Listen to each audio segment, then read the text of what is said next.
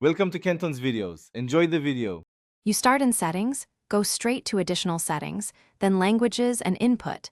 This is where Android stores input methods. Once there, make sure Gboard appears under Keyboards. If it does not, install or enable it.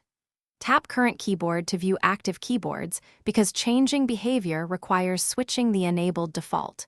You do this now to avoid app-level overrides later. Make sure to grant any requested permissions so the keyboard can load fully and show its settings options. Now you open Gboard settings directly from the keyboard list. This exposes layout options and input preferences. Once inside, tap Languages and then the language you use. You will see layout choices like QWERTY, 12-key, or handwriting. Choose Default QWERTY to restore a normal keyboard feel. If multiple layouts are enabled, disable the others to prevent automatic switching. Make sure to uncheck emoji-only or voice-only options so Gboard stays in the standard typing mode. Finish by setting Gboard as the default via the current keyboard chooser. This enforces the layout system-wide.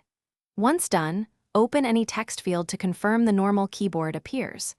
If you do not see the change, restart the app or reboot the phone to clear cached UI states, because Redmi sometimes retains old input layers.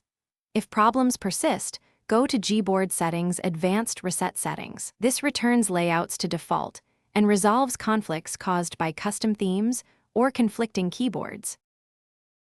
Thanks for watching. Consider subscribing if we helped you.